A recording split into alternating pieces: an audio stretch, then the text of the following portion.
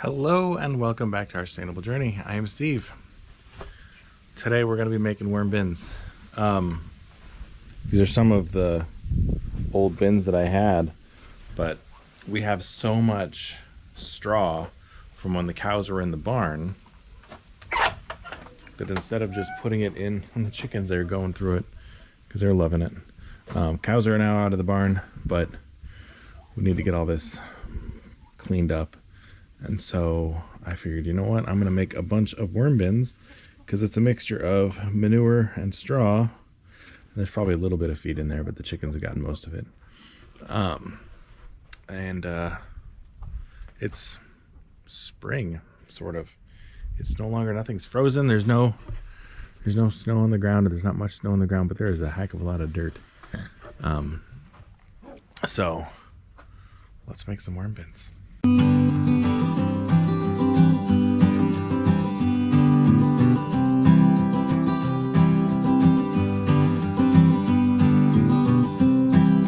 So the way I laid these out is a regular old tote and then a tote with drain holes.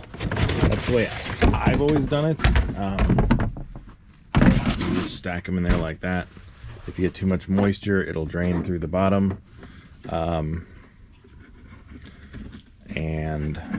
that way, when you're giving them food scraps, because food scraps are like a third of it is water. These ones probably don't need to do that because there's not a whole heck of a lot of water in there. But that's the way I set them up, so there's plenty of airflow, plenty of drainage. The worms will be fine. They'll be nice and happy. And so originally I had holes all around the sides, and then I started just doing holes in the corners back when I first started with worm composting. Now we use the big tubs. I don't really use these much except for breeding trays and things like that. And so that's what I'm going to basically be setting up, is a whole bunch of breeding trays, because now that the weather's turned and it's gotten a little bit warmer, I feel more confident doing that. You don't want to do that in the winter time because they will freeze, because the breeding trays are usually thinner sets. So like that tray is one of our standard breeding trays, and it gets down to, even though the barn is heated, it can get down to like 30-40 degrees in there, and the worms just don't like that. So being in the middle of Illinois is tough for worms. So, but now that the season's changed, it gets down to maybe 30 at night, and 40 and 50 during the day. It's fine, because I'm going to set these all up and probably just put them on the inside of the barn so that they're still somewhat heated. So yeah, so I'm going to start setting these up with the holed ones on top, the ones without holes on the bottom, and then we'll start scooping into them. That's 1, 2, 3, 4, 5, 6, 7, 8, 9, 10, 11, 12, 13, 14, 15, 16, 17. Oh, that is not nearly enough. So what I'm probably going to do is take some of the big tubs that we have, the 4 foot by 4 foot ones. I think I've got a few over by the compost pile over there. I'll grab those, and we'll put the rest of it, because this is going to take no time at all to fill these up. So let's we'll assembly line this thing, and we'll get them all laid out. Just start putting straw in bins. So spread them out, get them filled up.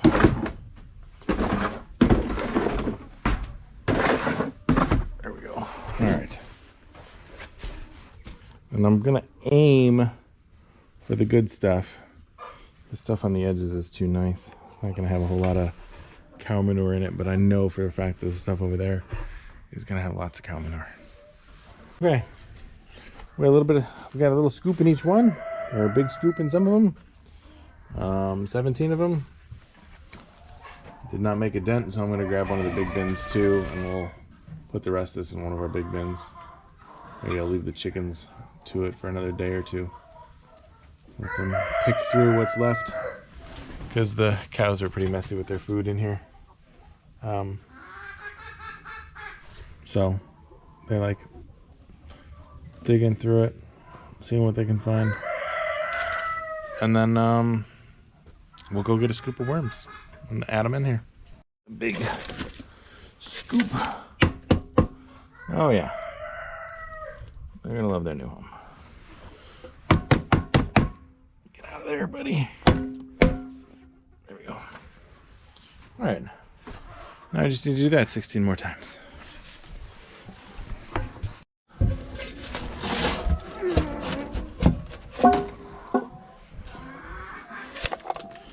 Yeah, there's plenty in there. See if I can flip it over and show you. Yeah, see? Plenty of worms in there. What we're gonna do is we'll do a scoop per bin. And then I'll take, God, I didn't even make a dent. And then I'm gonna take the rest of this and put it out in one of the big bins. So then we'll have, what did I say, 17 starter breeding trays. And here's the ones we started 2 weeks ago. Ooh, nice and moldy. That's nice. So you can see the worms have made their way down into the straw and the poop. I don't have a good way to play with them. All I have is this giant scoop. So molding over. So yeah, they're making their way in there. So I might add a few more worms to this one. But I started 4 of them a week ago, before right around the time she had the baby. So then we'll use these, get the population growing, and then we'll add these out to our big bins once when we start a new big bin. So we'll get these guys going, and that'll keep us busy for a while. All right, so as I fill them up, I'm gonna lid them up, put them on this rack for now until I can clear out the rest of the barn, and then we'll put them in there for now until the weather turns warm all the time, and then we'll pull them out and put them in the shed to grow and breed and all that good stuff. But I want to get them covered up because all the chickens out here are watching me and climbing up here and looking in each of these bins, and they're gonna eat all my worms, so we got to keep them protected. All right, 17 plus the 4, so that's 21 breeder bins set up. We'll check in on these guys over the next couple of weeks. They might not be pretty bins, but they do the job. Honestly, anything that works to keep the worms contained and safe is a good worm bin. It doesn't have to be beautiful. You don't need to pay money for a worm bin. Don't ever pay money for a worm bin unless you're buying more totes, and can use them for other things. So that'll do it for today. Thanks for hanging in there while I made a bunch of breeder trays.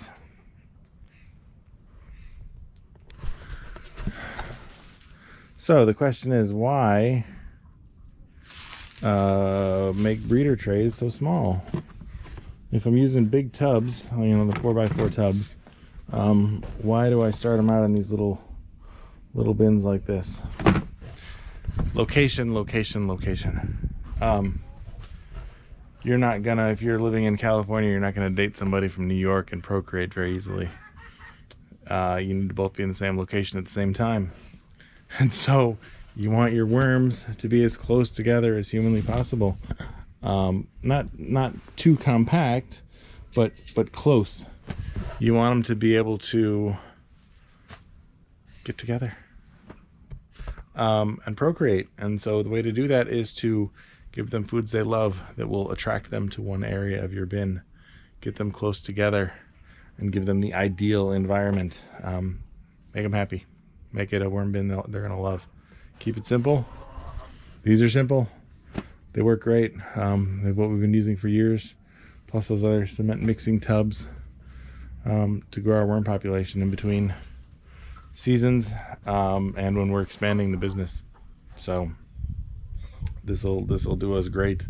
I'm gonna find the rest of these tubs because I know I used to have 30 plus of these sets, so I got 60 of these bins back when I did this out of my basement. Many, that was 5 or 6 years ago at least, before we outgrew it and got the farm. So these we'll find some more. We'll fill those up too.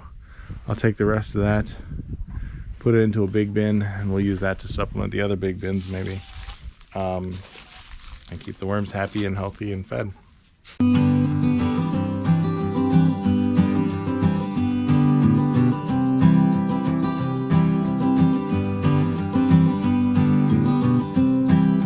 So last time we saw each other, you watched Gypsy have her calf, Olaf, who's right over there.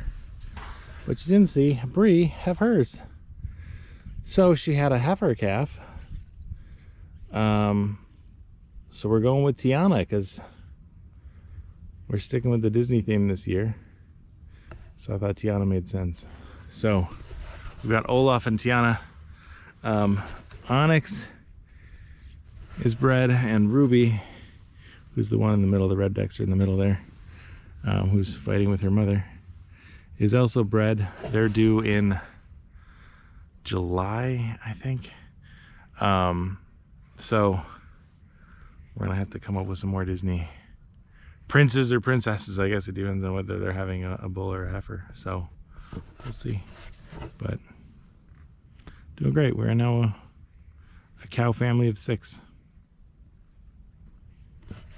And no, we did not actually see Bree give birth. It was Wednesday morning. We went out there.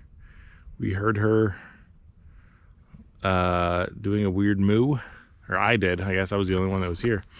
And went over there to see what was going on, see if she was okay, because she was just standing in the field on her own. And lo and behold, she'd had her calf overnight. We didn't get to see it. We just saw the baby there and was nursing and everything. So we did a check, made sure everything was good. We're gonna tag her up this weekend. We usually wait a couple of days, make sure everything turns out okay to get them tagged up. And then she's good to go. She's hanging out with Mama right now. So should be able to see her over there behind Ruby, who's of course blocking the way, as they do. All right, thanks for watching.